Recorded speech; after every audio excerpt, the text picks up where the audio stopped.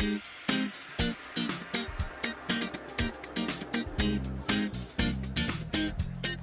music is on, the disco ball has dropped, and it is time to get this party started. You are listening to DiscoTrek, a Star Trek Discovery after-party podcast. I am one of your hosts, Jeff Hewlett, and next to me at the turntable is my co-host, the wonderful Heather Barker. How are you this evening, Heather? I'm feeling pretty groovy and ready to talk about Star Trek Discovery.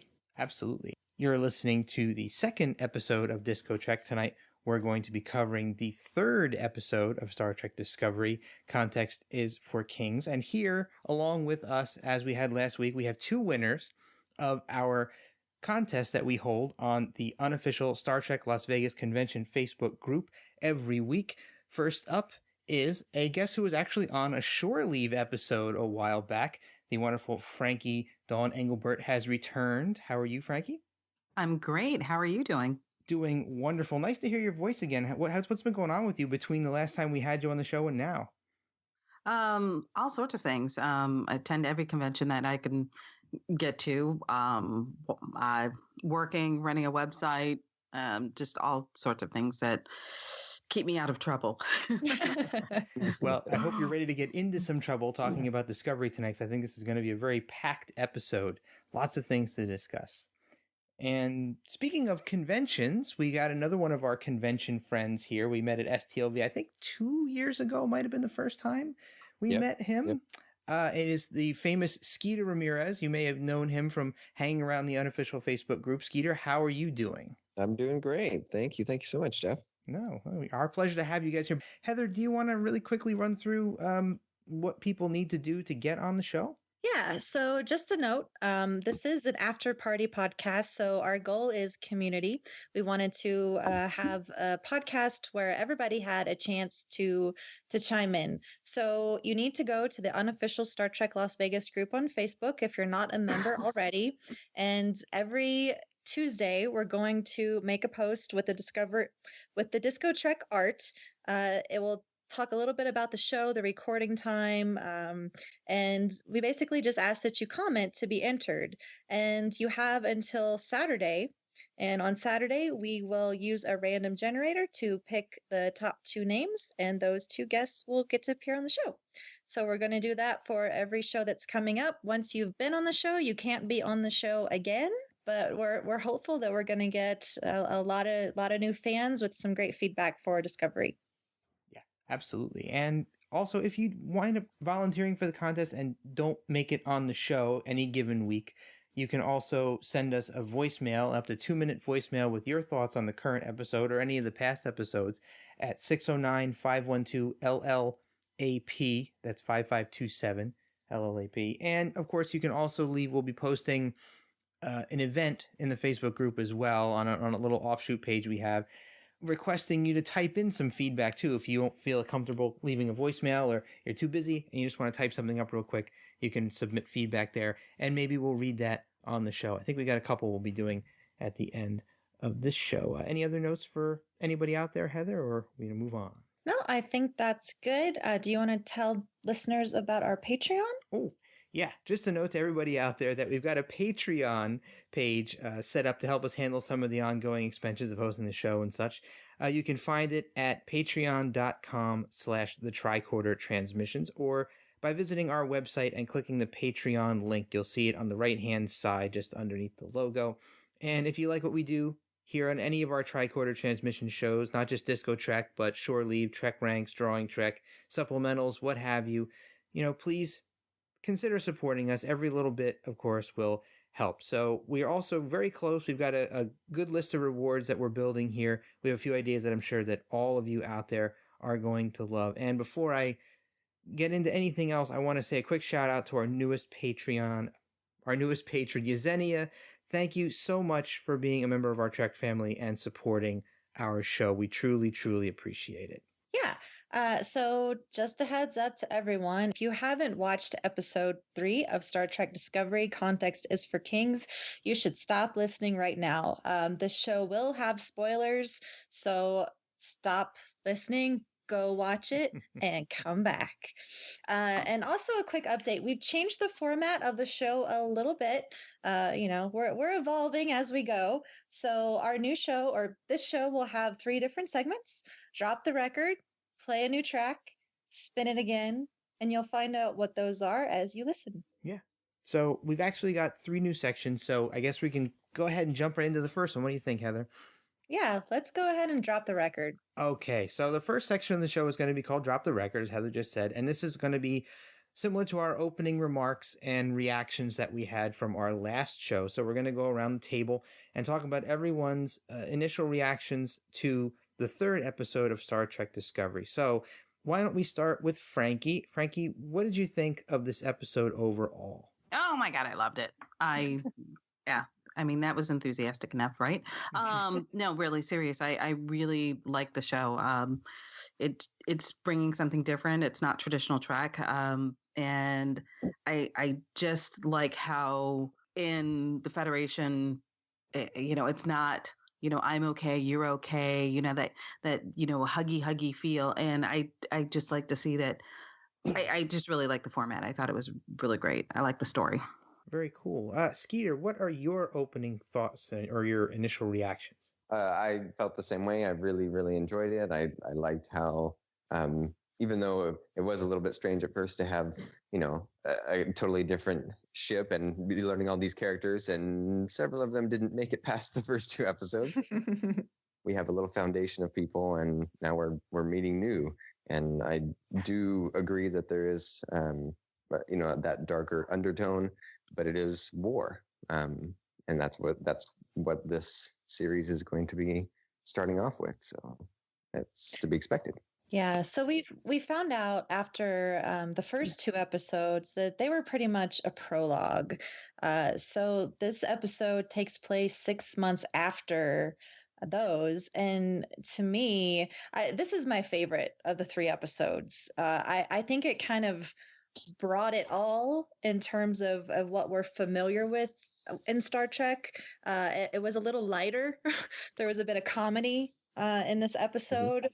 There was drama. There was character development, new characters that we met. I just overall, this episode really left me feeling like, oh my gosh, I want more. Yeah. I may have done like the fist in the air, fist pump after the ending. I did too. It really, like, I'll put it this way. I've been listening to a lot of feedback over the past week on the first 2 episodes, and some of that feedback has been in the vein of, with Discovery on CBS All Access, they're trying to compare it to Game of Thrones on HBO. And the production quality of shows like that, and how they're so cinematic, and they've just always got that extra punch at the end. And a lot of people felt that the first 2 episodes didn't quite live up to that. This episode definitely did for me. What about you, Jeff? So I guess every show needs its detractor, right? So I guess I'm not going to be, I don't want this to sound like I'm being overly negative, because I'm really not. But this episode did sort of alter my feelings on Discovery a little bit. Not to say that I can't go back the other way, but the first 2 episodes I really, really, really enjoyed. And I guess I can sum it up by saying there's things that I can easily accept in a modern Star Trek, and things that are a little bit harder for me to accept. I think this episode had some of those harder things for me. Like, I felt almost like the crew of the Discovery were almost not Starfleet officers, just by the way that they were acting. I felt like everyone had such a hard edge to them, and it's just not something that's easy for me to just swallow in one episode. I mean, everyone's got their reasons for being that way. I'm sure they had plenty of sort of little explanations as to why everyone seemed to have a chip on their shoulder, but I don't know, there's just so many little things that just kind of got to me. I mean, the chief of security stopping a guard from preempting a fight in the mess hall seems to almost be against your duty as a Starfleet chief of security. I just kind of felt like, oh, it's a little bit pushing a little bit of a boundary, especially after seeing the crew of the Shenzhou was more like, a little bit heavier, but they still felt like they had that Starfleet sense of duty and were adhering to some sort of code that we knew and were used to. And I know that things needed to be changed and updated to compete with newer shows and to give people what they expect. But for an existing Star Trek fan who's been around a long time, I had a hard time adjusting to this new way of being.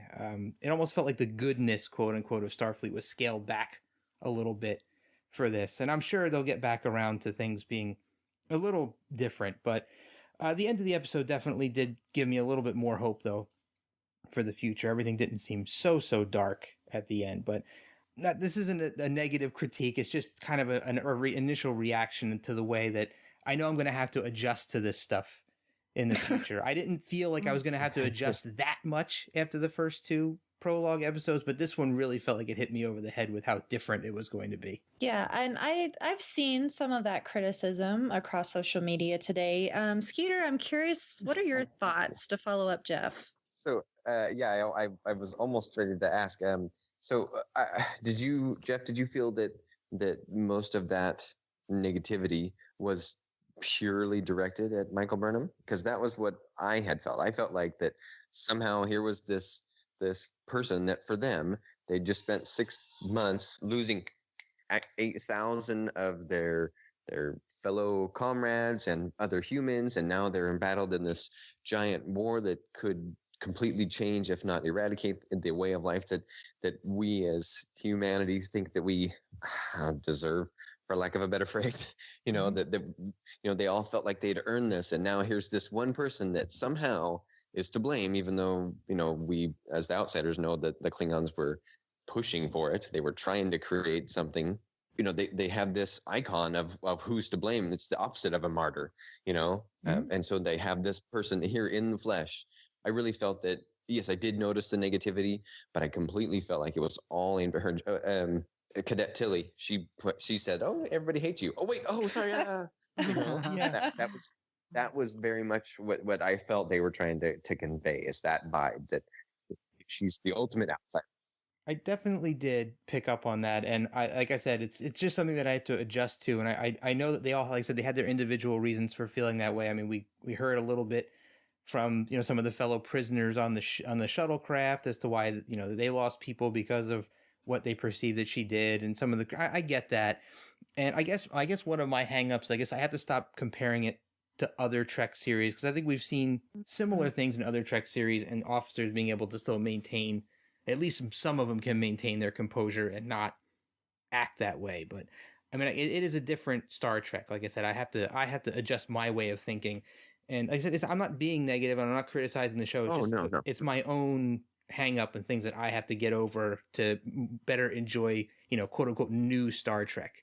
So I mean, that's the reason why I said, it's not that typical I'm okay, you're okay Trek, where the officers, we've seen in the past where Riker has, on Next Generation, he's gotten into some trouble and everything's okay at the end of the episode. Here, that's not the case. I mean, there are people that are angry, there are people that have lost somebody, and yes, they are blaming her, and you see that really dark side of Starfleet. And other things that are going on in the episode kind of remind me of like the Section 31 Black Ops.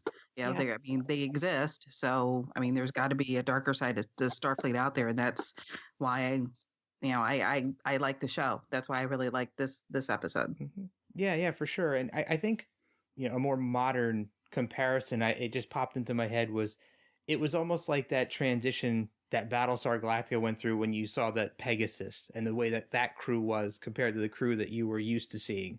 Yes. And you kind of had to adjust to that. It was like jarring, like, oh, wow, okay, I wasn't prepared for that. So, that's kind of where I was with it. And I'm sure I'm going to adjust with it. And I am looking forward to seeing what happens in the next episode. So, like I said, just an adjustment period for me. I'm Trek sensitive. We all are.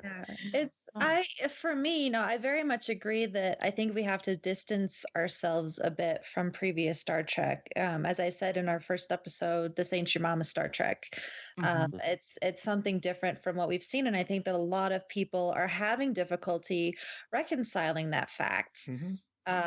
So I'm really loving it. I'm loving seeing something different. And I did appreciate, again, that even though the main characters that we met, like Captain Lorca, Lieutenant Stamets, and Tilly, Well, and I mean, Tilly is really the standout here because she's happy-go-lucky, and we can talk about her a little bit more. But they really did insert some brevity and some lightness into this episode, and for me, that kind of helped with the balance of the darker, you know, mysterious or angry characters. Mm-hmm. All right, so that was cool. I think we all have some interesting takes on this episode, and I think we can move on to the next section of the show, which we're calling Play a New Track. And this is where we talk about what we learned about the Star Trek universe from this episode of Discovery. So I think we had quite a few new things that popped up that we can talk about. At least I have several, and I'm sure you guys all have several examples too. So, Skeeter, what did you learn about the Star Trek universe or the characters or the ships in this third episode of Star Trek Discovery? Yeah, a lot. And since I knew that this was coming, I wanted to make sure I watched it at least twice, and I didn't get it a third time, even though I really wanted to. But it's really great to see how the technology is, 200 years out. I really, we expect for as many technological advances as humanity has had over the last 100 years, we have some pretty lofty ideals of what we will have been able to do in the next 200, especially with, in the Industrial Revolution, they didn't have computers. We didn't have smartphones. And now here we are doing things that were never conceived of. So, touch screens where they have the isolinear chips that Michael was moving back and forth and able to call up instantly and show the code that was bad, and how they have that high, what looks like a relatively simple, but obviously is a very high-end containment field, how they have the force fields that go in for hull breaches. It's just nice along the way. Things that, when TOS was made 50 years ago were things that were not really, even for as many things as were thought of and brand new then, there was a lot of stuff that they didn't have. So I love seeing that it's just one step away from, or we're 80 years or so, 80 and 90 years away from holo suites and holodecks. What did you think about the breath print? That was pretty interesting. Yeah. I like how that was.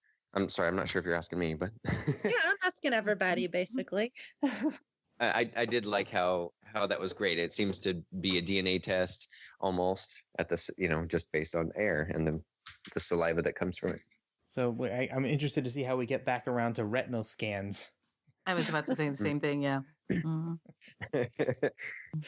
Yeah, it really stood out to me. I was like, okay, that's something that we've never seen before. And I mean, frankly, I was a little confused about the science between, breathing on something versus when Burnham goes, over to Tilly, and then while she's snoring, she gets the breath on the napkin or whatnot. I'm like, I didn't quite understand the science of how those were the same thing and they would both work. Like I assumed that she was soaking up some of Tilly's drool from the pillow and misting it into that receptacle on the wall using some sort of an air spray, I don't know, it's called an air gun or something that she got. I wasn't sure what why they would have those air guns hanging there on the wall so conveniently for her to use, but I assume that's what was happening. I missed that part. And supposedly somebody who is allergic to everything and shouldn't be snoring. So I thought that was kind of funny when she's standing over and there she is snoring. So that's why she had to have that specific bed. Yeah, and it was really funny. I made a note that viscoelastic polyurethane is just memory foam. I went and looked that up. I kind of assumed that maybe that napkin was polyester, and so that, or that she switched out the pillows or did something to get her to snore. I don't know. I don't know, but that whole part, and again, there's some levity there. Both with Tilly admitting those allergies, and then that scene too. Frankie, what about you? What do you feel that you learned about the Star Trek universe in this episode? Well, it's definitely very different from TOS because, usually the cadets are all packed in regular military and bunk beds. And the fact that Tilly has her own specific room, it looks like it appears to be two people to a room. The Discovery vessel is, I just amazed at how the look and feel of it compared to the original Star Trek. Yeah, so the technology really got me on this one. Jeff, what about you?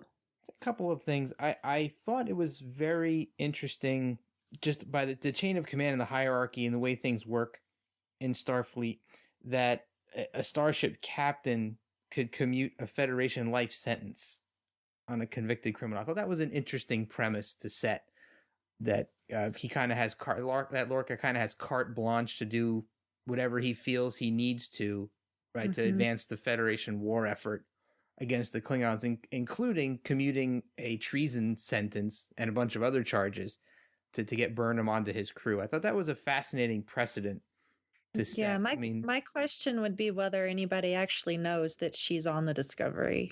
I would think they would have been tracking that prison shuttle, and then when they sent it back off into space to continue its journey at the end of the episode without her on it, they would probably be able to trace her at some. I would think they would have some sort of technology to trace the criminals, wouldn't you? I don't know, just me. Well, I think it's one of those military top secret things that, yeah, he does have that ability because the Federation's interested in the technology he's developing. So yeah, they're giving him a lot of leeway to pick the people that he wants for a ship. So yeah. I think that gives us a lot of information about what we're going to see from this ship in particular and their mission in the future, that he's got that kind of breadth of command. Yeah. And he said, don't worry about Starfleet. They've given me free discretion. Yeah. Which I didn't know if that was the truth or not. I'm still interested to see what the connection is there. There's definitely something about him that just doesn't seem quite Starfleet. Skeeter, what did you want to add? I felt that, yes, he has some pretty lofty admirals that are supporting him, and they have told him, you find a way to win this war. And I mean, he was one of the two ships that were on this extremely important, what they probably feel is one of their last potential chances of finding a real advantage over the Klingons. And so whatever it's going to take, somebody's going to sign off on it. I mean, it's just like any other natural resources. I mean, shoot, in World War II and World War I, they had rationing in the U.S. and internment camps. So there just has to be somebody that can sign off on it, and they'll get away with whatever they need to in order to make things happen. I really, that was how I chalked it up anyway. Yeah, makes sense. I like the precedent that it sets, and I like the fact that it adds a little bit of depth and mystery. Not that the rest of the episode doesn't also add mystery to what's actually going on the ship. We get some kind of vague answers and some not so vague answers. So I also like the fact that there's such a thing as a black alert now.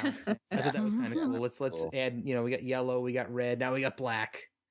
So whole different kind of alert status. So we learn a little bit about that too. And I'm sure we'll be learning a lot more about that as we learn more about the evolution of this new transport technology that they're working on the ship, and maybe a little bit about why it had such a terrible impact on that other ship. Well, oh, sorry. No, go ahead. I had some thoughts in my head about where that alien came from, or that mutation on the other ship came from, and how the other people got so mangled. Yeah. Yeah, and it wasn't like a cool, it was like, it was, and we'd really never seen that kind of graphics or anything in any of the Star Trek shows before. No. So I was, I thought that was really good. But yet all is not what it seems to be. And I really wonder if the captain, if Lorca gave Michael the real reason of why she's on that ship, because obviously she doesn't know that beast is aboard the Discovery. So I still think he's holding something back from her. Oh yeah. So I have a feeling that whatever that new transport technology they're working on has some disastrous potential side effects, like perhaps bringing aliens like that somehow either onto the ship, or transporting them from wherever you're transporting through, or that, or mutating something else into that. and of Mhm. course also maybe Yeah. mutating the poor people who are also attempting to use that technology as well. So that would kind of maybe explain how those people got into the condition that they were obviously in kind of piles on the ground with their faces twisted around. What is your thoughts about Saru? When the prison transport takes off and those little, tendrils come out from, the back of his head. So aren't they, able to sense death or something? So, I mean, what do you guys think about that?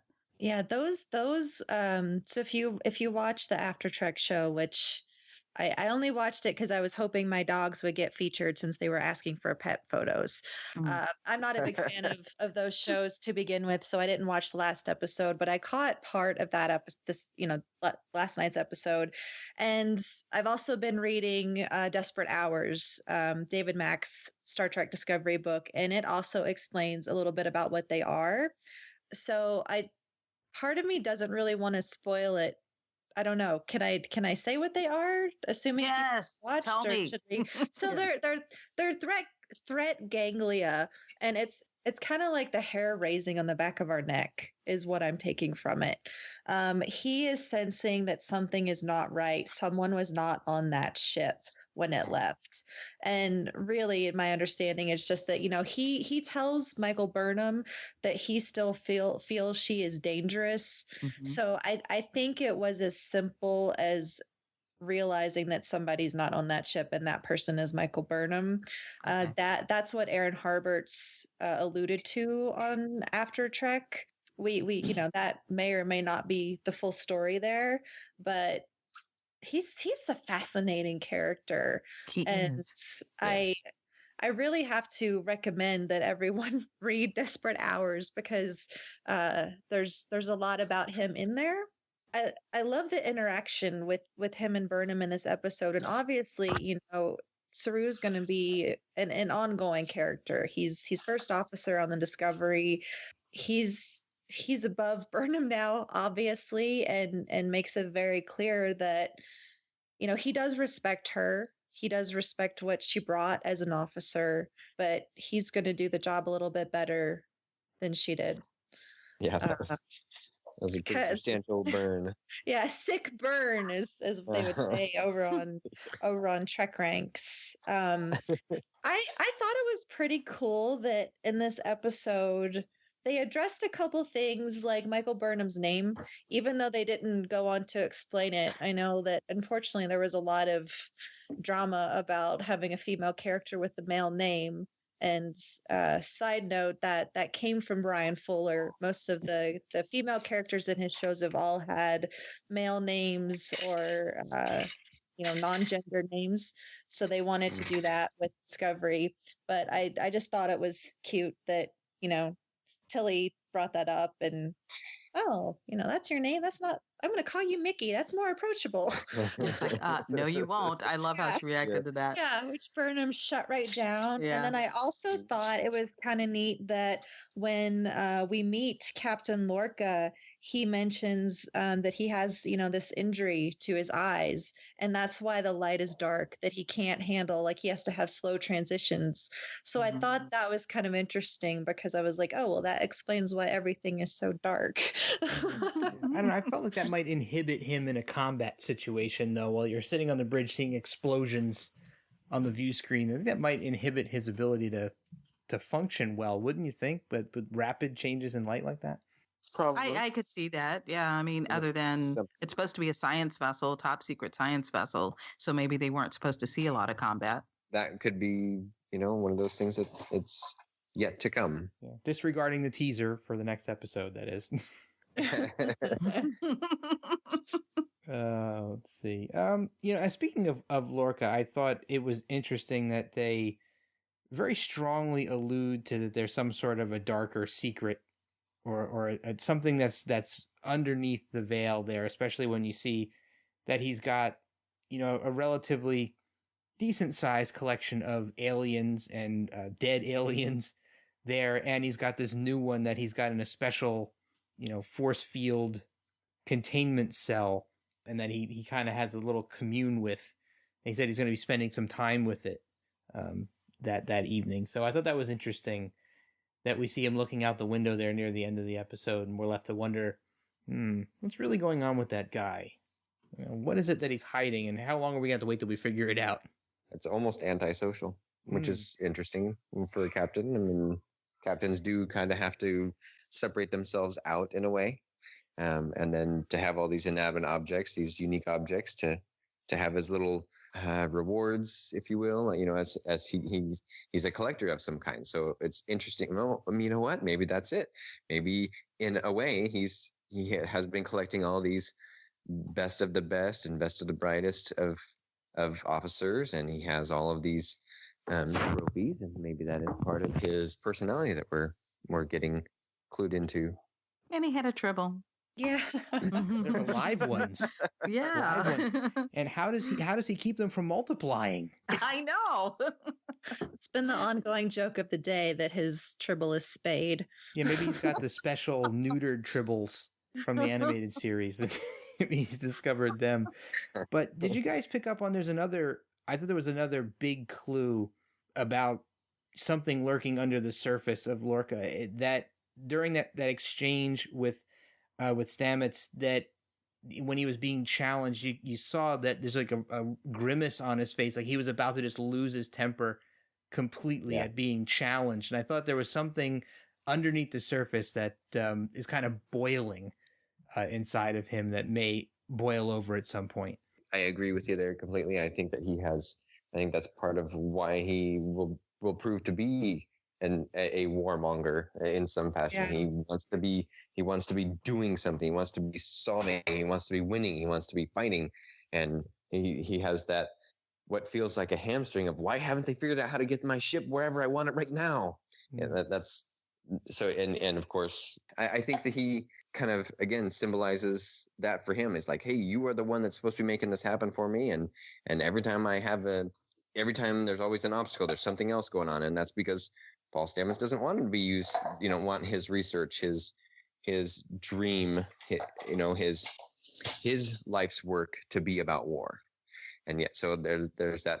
I bet there is a constant thing that we're going to see going forward between the two of them. Yeah, that's a constant struggle between science and war. I think we saw that also. Remember in Star Trek 2, that was a big theme with the Genesis project. So it's kind of a nice parallel there to that. That's not something that goes away in the Star Trek universe after this. I found myself very drawn to Lorca. I have to commend the writers of Discovery, because the dialogue in this episode just brought it home. There's so much there. I wrote down numerous quotes that were just really amazing and that stick out. When we first met him, he said, no matter how deep in space you are, always feels like you can see home. And I kind of wonder, like, did that have any meaning to it? Like, is there something connected to him? Like, and it's funny because he has a bit of a country twang that reminds me of Trip Tucker.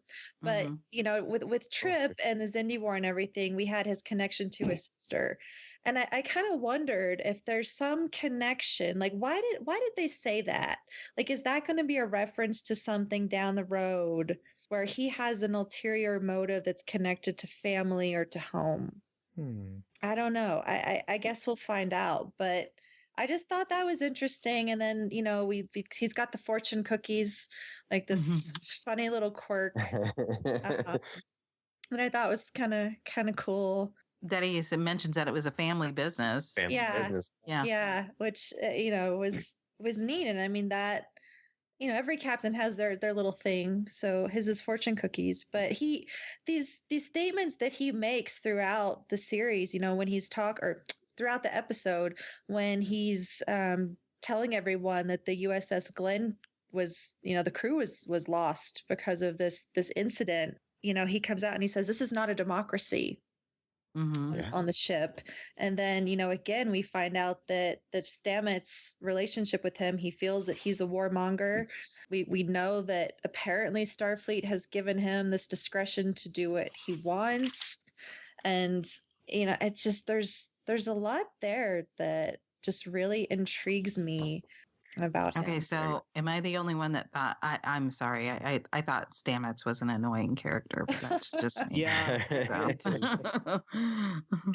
Yeah, we can talk about Stamets. What about him did you find annoying? I just, I mean, I get that, this is his pet project and his baby, but he was just being so difficult. And so it's like, you're part of a military, let's call Starfleet what it is. It's a military organization. And, when you sign up for this is what you're doing. So you have to follow orders on a ship. You can't argue with the captain all the time. And it's not a democracy. The captain is in charge. You do what the captain says. So and I don't know. And the way he treated Michael when, she found his, found the Flaw. the flaw in the code. Thank you.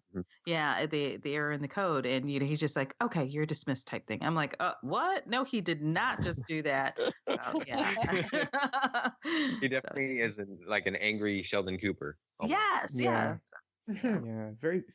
He came off as very big-headed to me, and the breakdown of his experiment on that shuttlecraft I felt was almost like condescending in a way, the way that he was speaking to Burnham about the way he views biology and physics as one thing. And I mean, he's passionate, and maybe there's obviously some anger there that's exacerbating the way he's acting, but it did come off to me as almost a little over the top.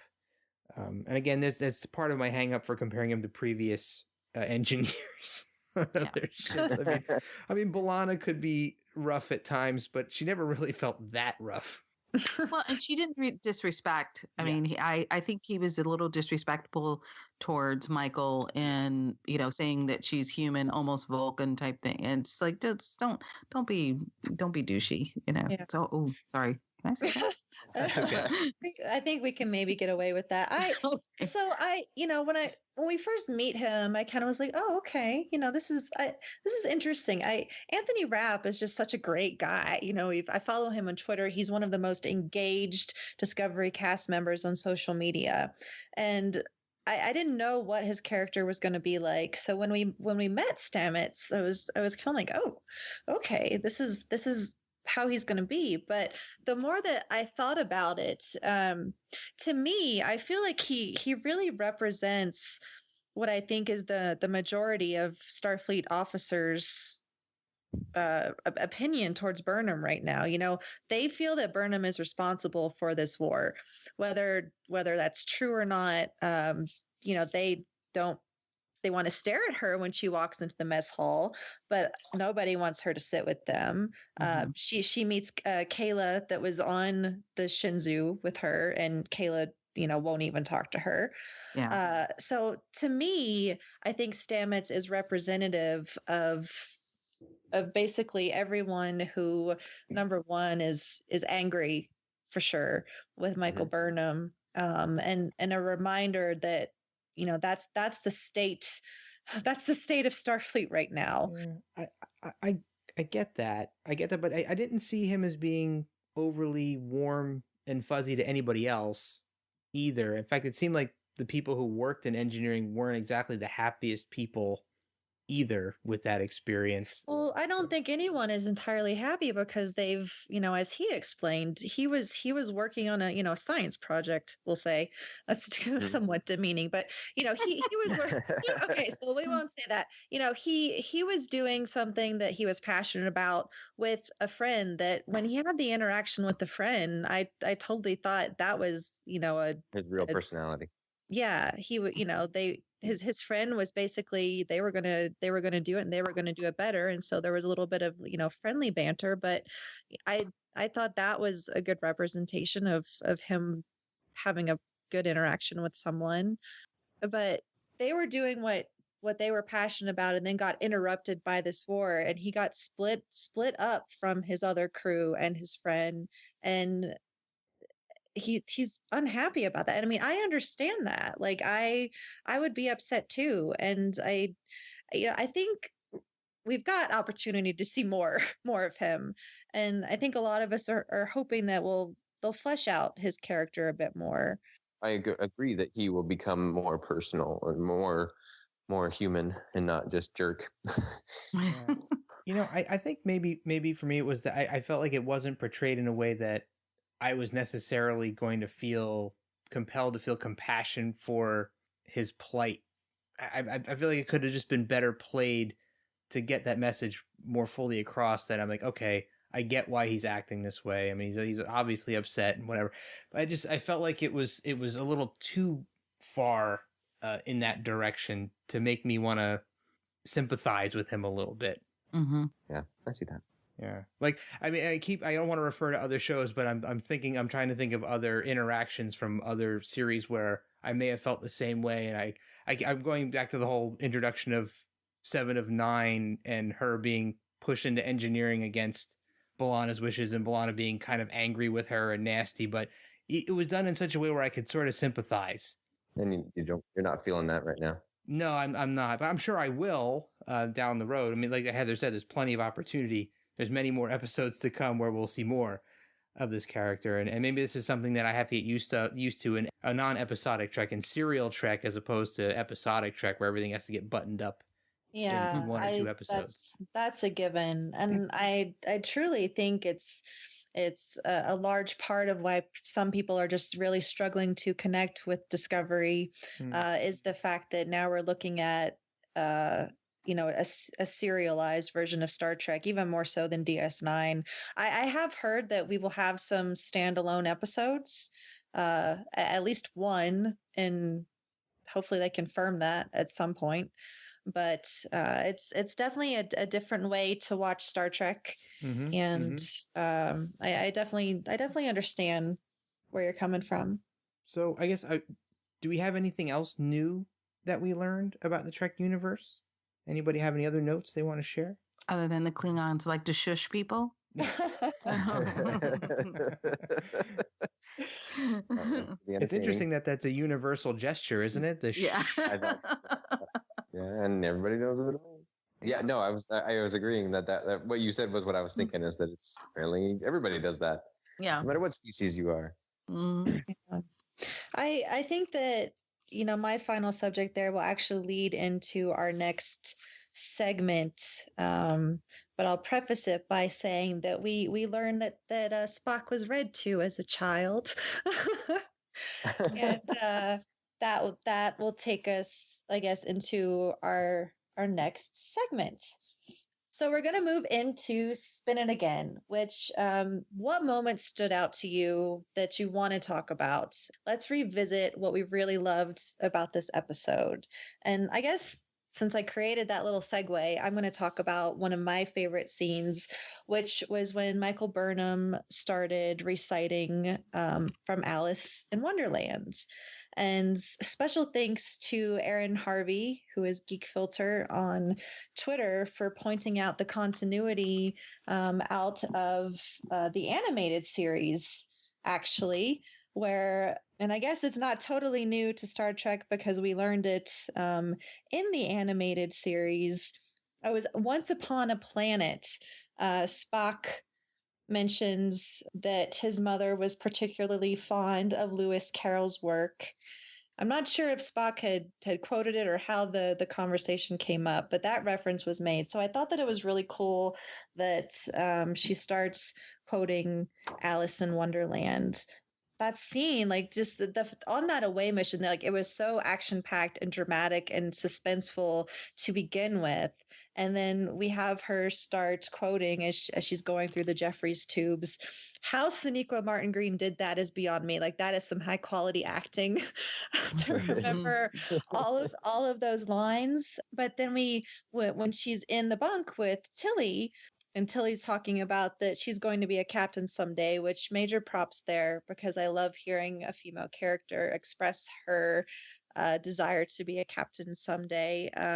Burnham pulls out the book, and Tilly's like shocked that there's a book there, which is, I found that kind of funny since Captain Georgiou had books in her ready room. So I was like, well, there are books, but apparently they're somewhat rare.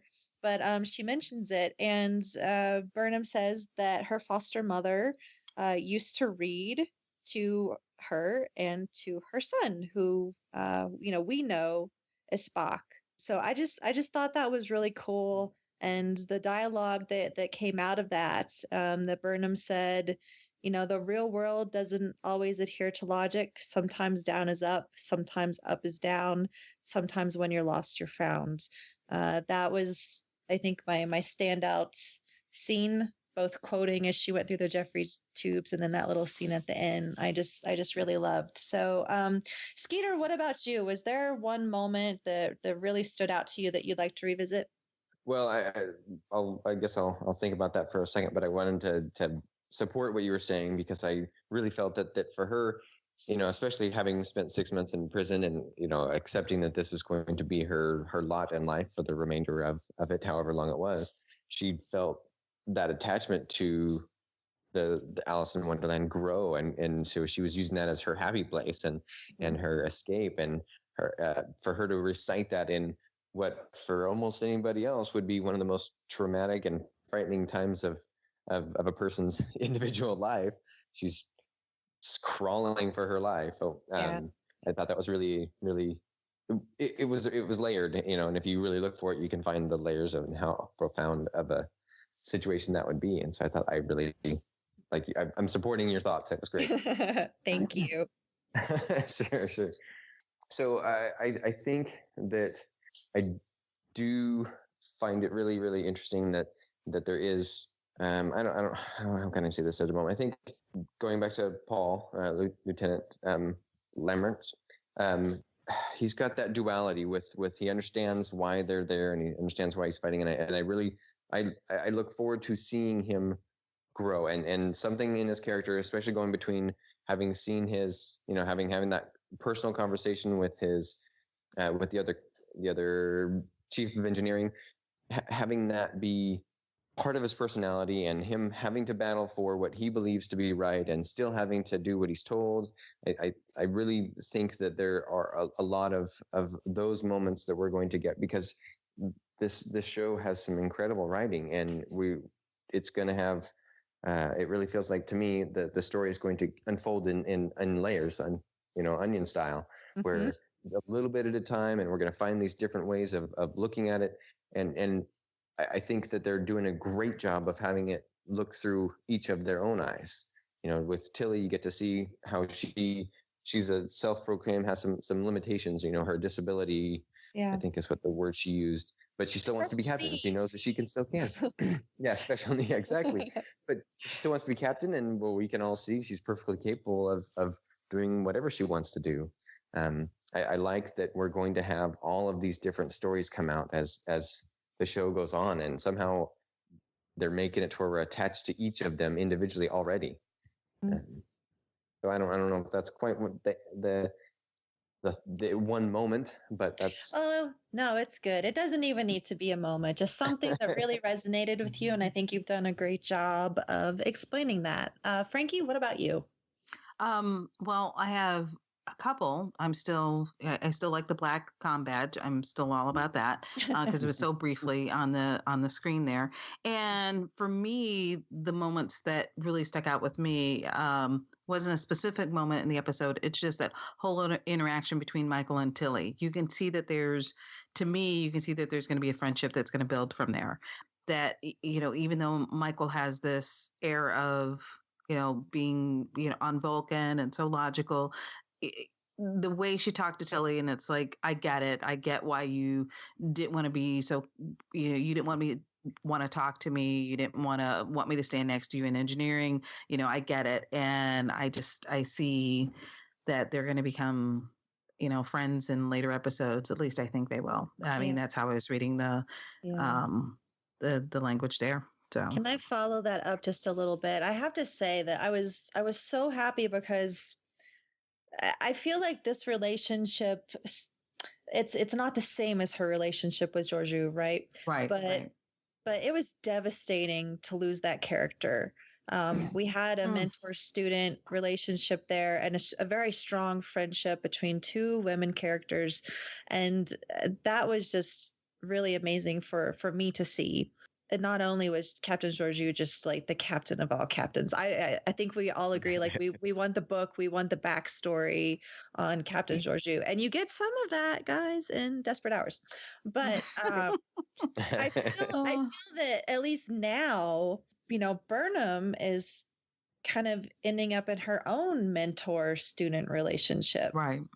Obviously, Tilly doesn't want to grow up to be a mutineer, but you can tell that Tilly does admire Burnham. And so I was glad to see that torch passed a little bit. So we've got a new friendship between these two female characters building. I was really, really pleased to see that, and just agree with you completely. I'm excited to see how that relationship develops, and especially the role that Burnham plays, because she's like, I'm not going to be here long enough to make friends, or I'm not planning to make friends, and obviously now she is. So completely agree with that. But I think you had some more thoughts. Well, those two. And my last thought that kind of stood out to me was the relationship between the captain and his security officer. So I don't know. I don't know how I feel about that, as I just, sometimes, there's a relationship that's thrown in there just to keep people interested in the series. And I feel like the way that Discovery has been written so far, at least the first 3 episodes, that's not necessary. So I hope it's just not thrown in there just to be thrown in there in a later episode. But, we'll see. We know that she's got the security officer has the hots for the captain. So, I mean, so we'll see where that goes. Yeah. So Jeff, what about you? Were there any moments or anything about the episode that stood out that you want to revisit? Well, everybody pretty much already referenced my number one, which was the Alice in Wonderland reference that you brought up. So that was the top one on my list, and I like that we have a little more of pretty much nailed down what her relationship was with Spock's family. In fact, she calls Amanda out by name. Mm-hmm. So there's really no doubts, or there's no more head scratching.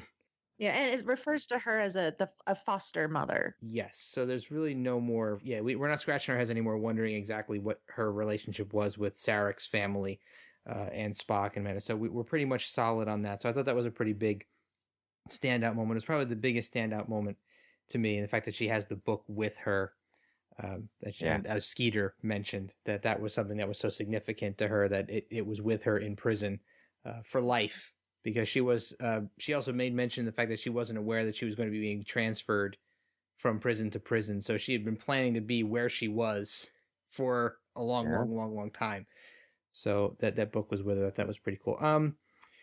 Let's see. So I'm trying to think of something else that's not a repeat of something that anybody else says. Oh, continuing on with the creature design that we've seen prior. I mean, when we brought up those insectoid creatures from the first episode, and as a foreshadowing of other things we may see in the future, I think we saw some really cool new creature effects that are continuing. So I'm sure we can expect a lot more non-humanoid aliens, which I'm always fond of, in future episodes. And I guess another thing that stood out to me was that, to quote Heather's "Not Your Mama's Star Trek," was the fact that we're getting jump scares and actual gore in Star Trek, which was a little jarring to me. I'm like, wait a minute, jump scares in Star Trek. So yeah, I think this is another telling sign of things that we're going to see in the future that are going to be a lot different than the things we've come to expect from Star Trek in the past. So if anything, this episode stands out as something that's a harbinger of not only the relationships of people, but the creatures and the situations that we're going to see people put into in the future. So otherwise, I mean, the design of the Discovery is really cool. I know I made a big deal about the ships in the last episode and the big space battle. I thought that the design of the Discovery was interesting, although maybe not necessarily practical with that outer ring, but interesting nonetheless. And I love the shuttlecraft, the landing of the shuttlecraft. I thought that was a really nice touch to see what that looks like now, nice and close up. Very cool stuff there. So, of course, more cinematic quality spaceships and space travel and flight. And did anybody actually mention that? Maybe Frankie did the untimely death of that poor shuttle pilot. I thought that was pretty graphic for a beginning. Yeah. Like, that poor person just flew right by the window. Wow. That sets the stage. Yeah. Yes. Yeah. And she wasn't even wearing a red uniform. Missed opportunity. Neither was the Discovery crew member that got killed by the alien, right? She wasn't a red shirt either. Nope. Wow. Definitely change into that. Yeah, I just to follow up on that, there was some really good ship porn in this episode. We've been waiting to see the Discovery, and props to the musical score on all of Discovery. I'm just in love with the music. It's such a good companion. Like it really it adds to every scene, and it's obviously it's supposed to. But seeing the ship, I love the ship. I think it's gorgeous. We saw the shuttles, gorgeous. Jeffrey's tubes inside of the ship. It was really awesome. So kind of echoing that everyone's admiration of technology and how everything looks. I thought that was really great. Any final remarks before we move on to our comments from the group members? The only thing when you were talking about the ship and the ship design, I mean they've put a lot of detail. I mean, as far as like the cast and the crew putting together all those sets. I mean, they put a lot of detail that we haven't been able to see. In the mess hall. I don't know if you've noticed some of the pictures that were up, or the plates, the lighted plates of all the different ships. I mean, all those ships actually have names on them. I don't know if there's going to be somebody that will actually do a stop to see what the names on those are. Yeah. But they just put so much detail into all those corridors. I mean, some of those are like full sets that you can walk through. They're not just reusing the same corridor over and over again like they did in TOS. So I really like it. I really like all the detail that they put into it. Absolutely. Yeah. I'm looking forward to seeing those Easter eggs come out, and the Gorn skeleton, and all of the little backstories that have all these opportunities they could go in, and they may only mention it in one sentence and be done, and that may be all we get. But I look forward to hearing a lot of those little spots. I feel like we could do an entire other show on all these little tiny Easter eggs that are scattered throughout these episodes, because even talking about Vulcan martial arts, Burnham refers to Suzman Ha, which is what the name of the martial art form.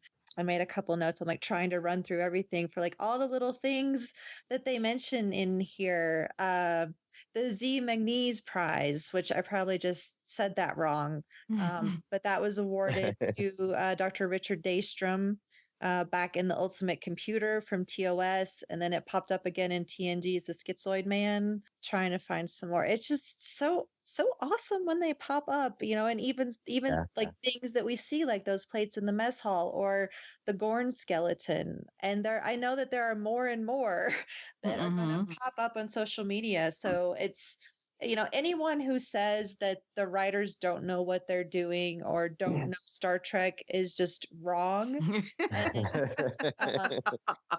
I really feel that for the most part, none of it really feels like fan service to me. The only thing that really did was in the Vulcan Hello and that cold open with the big Delta shields in the sand. Like I wasn't a fan of that, whereas a lot of people liked it. But overall, I don't feel like any of these little Easter eggs are shoved in our face to the point where it's just like, look at this. Right. So Jeff, I agree. You were going to chime in. Oh, I was just going to give some props to the sound designers for including some of those nice little Easter egg sound effects from TOS. I love that there's some just kind of thrown in there. They're not in your face. They're not happening all the time. You walk onto the bridge and you hear one or two little pings and then they stop. So I really like that. The sound of the phasers charging up. I love that kind of stuff. There's a lot of nice little details there. that they throw in, just for us. Yeah. And I think that really, for me, just kind of helps with that connection to this being Star Trek. I mean, I don't question that this is Star Trek. It's Star Trek to me. Even if it's different from what we've seen, it still feels like Star Trek to me. But those sounds really, really tie it into everything. So yeah, Very I much Give so. us a nice frame of reference. Yeah, yeah. definitely. So should we move into a couple of comments from the group?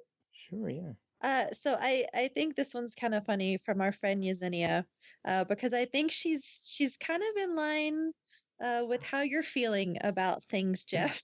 She said she's uncomfortable with the baseline jerk level of the Discovery crew. Yeah, I can see that.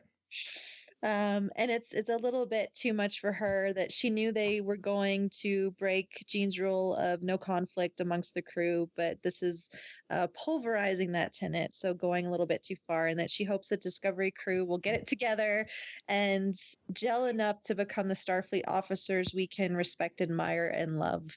I can totally understand where she's coming from. I too knew that they were going to break that Roddenberry rule, but I don't feel as extreme about it as Yesenia does, and I think we're seeing some of the seeds of that changing in this episode, although they didn't go out of their way to acknowledge Burnham's potential sacrifice to get the rest of them off that ship by distracting the alien and drawing it into the tubes. So I think we're starting to see, we saw at least the genesis of at least some of the crew changing their minds about her because she went out of her way and put her life on the line to save their lives. So I don't think it's going to last that long. I think we're going to get some softening in the next few episodes of people towards Burnham, because they've gone so far as to plant the seeds now.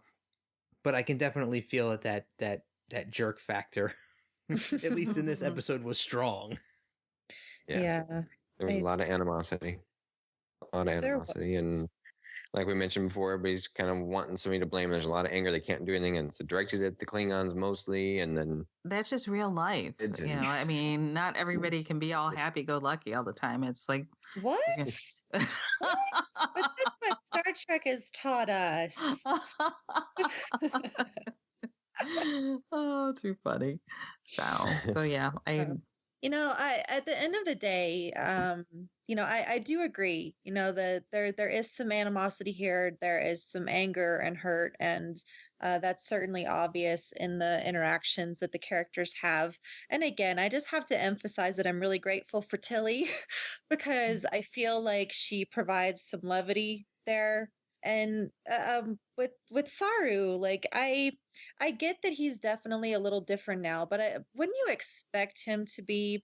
I feel like, despite the fact that he's obviously, he lost his captain too.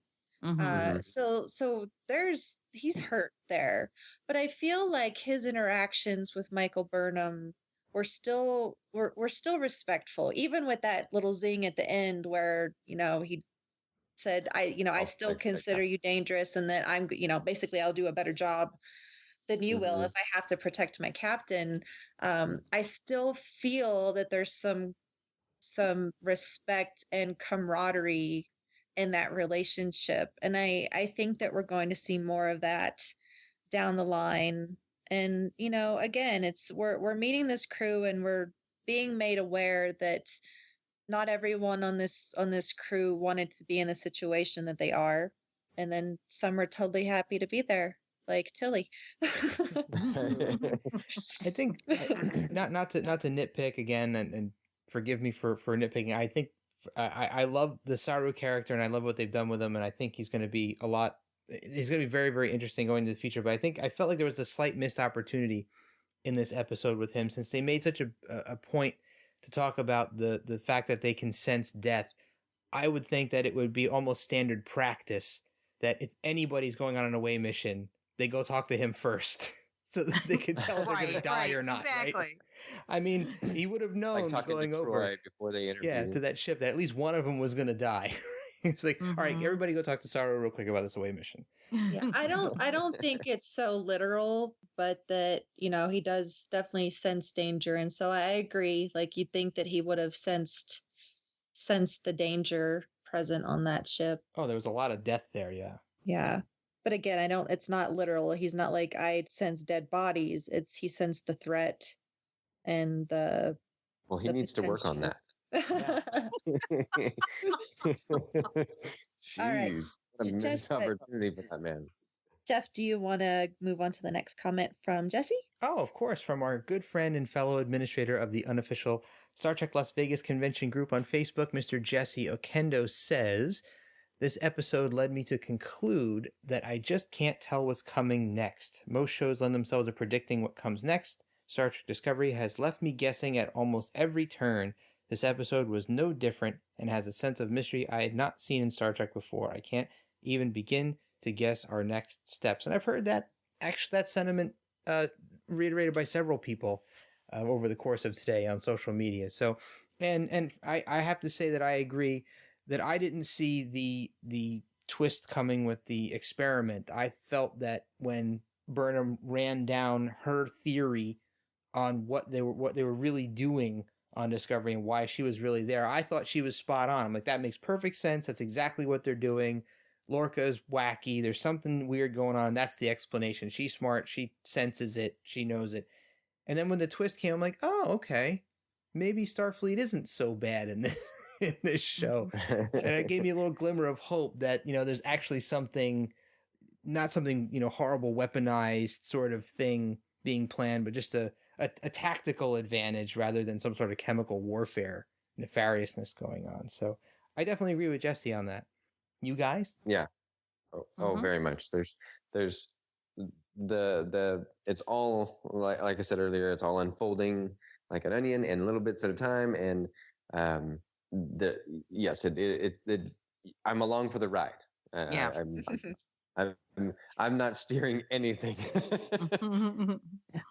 So I'm enjoying that very much. It's been a surprise with every step, and I was hoping that Georgiou would have been around a little longer, but there we are. There we are. It's not wasn't meant to be, apparently.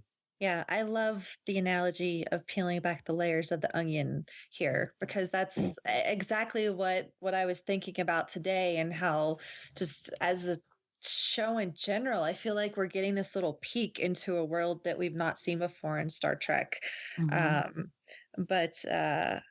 Yeah, I shout outs. I'm a guest on Discovering Trek, and one of their questions is, what do you see coming, or what do you expect to see coming? And I was basically said, I don't know. I found, with the first two episodes, I mean, I had expectations of what could happen, especially the first episode, but the second episode was just totally not what I was expecting. I didn't expect to see Takuvma die. No. And I didn't expect her to commit mutiny, and I didn't expect her to be sentenced to life in prison. So I don't know. I don't know what is coming, despite the little, teaser for this season on Star Trek. I don't know. And you know what? I really like that. I like being surprised. I like not knowing what's coming. I think that really lends to, especially the ability for Star Trek to Discovery to compete with other shows right now. I think that element of surprise and some shock and awe is needed. So I'm down. Thank you. So our buddy Robert Reyes brings up Section 31 again. And I don't know if everyone has noticed, but the registry number for the Discovery is 1031. That's why I mentioned it. It's my birthday ship. Well, happy early birthday.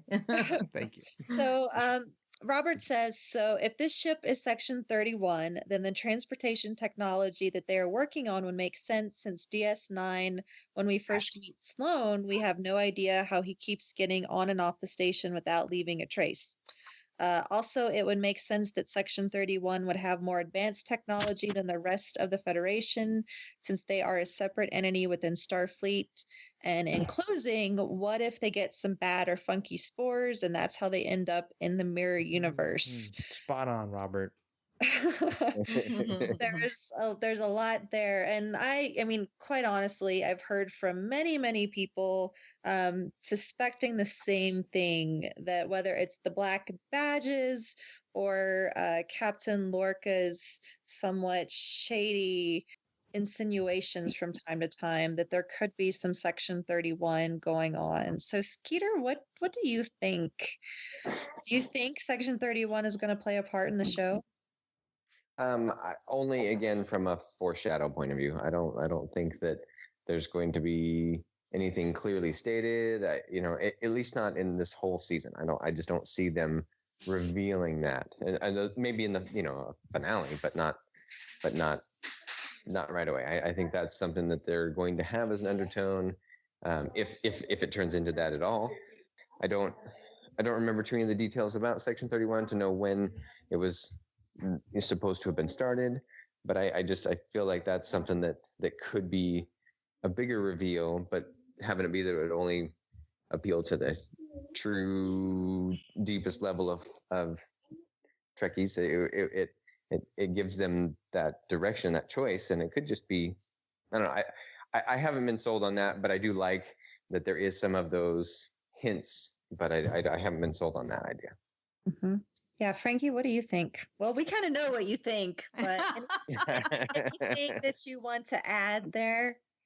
Not really. I don't think they're going to dwell on it, but I do think, like Skeeter said, there's going to be those undertones, little things here and there, about Section 31, because they are a part of the Federation or Starfleet that doesn't have oversight or accountability. They kind of do what they need to do. It's a black ops division. Jeff, anything to add? No, I think I love those kind of theories that fans come up with, especially when they kind of seem to make a lot of sense. Whether it comes true or not, I like thinking about stuff like this. I know our co-host Jim on Trek Ranks hates this kind of speculation, so it's always fun to get into these types of conversations. And I really think that if I was a betting man, I have a feeling that Robert's prediction about how they get to the mirror universe is right. That's exactly what's going to happen. Oh, yeah. I think so, too. All right. Any other standout comments from the group you want to read?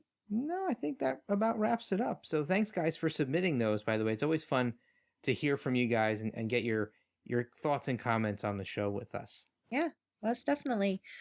So I think that brings us about to the end of the show.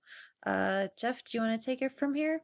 Yeah, sure. I guess we can go around the table and we can talk a little bit about where people can find us on social media if they want to interact with us or talk to us about what they've heard us say on the show. So, Frankie, where can people find you on social media? You can always find me on Facebook, Frankie Dawn Engelbert, or you can find me on Twitter at FDBrag is my Twitter handle, and that's about it. Excellent. And Skeeter, where can people find you? I'll say Facebook too. I have a Twitter, but I don't use it a whole lot. But it is Skeeter Tron. In case you do want to find me there. I'm also on Instagram too. Excellent. And Heather Barker, what about yourself? I am LLA Posper on Twitter, and then you can find me in the unofficial Star Trek Las Vegas group on convention group. Sorry. You think by this time, saying it 5 million times, I'd say it right every single time, but yeah, just find me there. I'm also there in the unofficial Star Trek Las Vegas convention group. I had to slow down for a minute myself. I am also Warp Factor Jeff on Twitter if you want to hit me up there. So the show is DiscoTrek, and we have a new Twitter handle, disco_trek, if you want to talk to the show on Twitter or follow us. That would be great. So we're going to be tweeting out all kinds of cool stuff and information about the show and everything on everything. So you can also find us on the tricordertransmissions.com and shoreleavepodcast.com. And of course, don't forget the Patreon page, patreon.com/the the Tricorder transmissions, if you'd be so kind as to consider supporting our shows, we would be very, very grateful. So, Heather, I guess that brings us to the end of episode 2 of DiscoTrek. Any final thoughts from you? Yep, I just wanted to send out a reminder that by the time this episode is released, we will have a new post in the group looking for people to pop in for the next episode. So look for that in the group and make sure to comment so that you are entered to have a chance to participate. Yep. Looking forward to seeing who throws their name in the hats this time. So our 4 participants over the last 2 episodes, you guys are been wonderful, and unfortunately you're ineligible to participate again. So yeah, it's a shame. It's a shame we've had a But hell you of a lot can of still fun. comment. You can still Yes. comment, and you can still send in a voicemail. That is still available because there's more Discovery coming, and I know it's going to be awesome. So you are welcome to do that. Yes. I don't know if I can fit it into a 2-minute time limit though for a voice. Send us 5 voicemails. Oh, We'll all edit them right, together. cool. Okay. All right, guys. Skeeter and Frankie, thanks so much for entering our contest, winning our contest, and being here on the show with us tonight. Well, thank you for having thank me. I love it. Yeah, thank you. I appreciate it very much. It's fun. Oh, absolutely. And we're looking forward to seeing you both at a convention in the near future. And thanks again for tuning in to DiscoTrek, and we look forward to seeing you next week with episode number 3.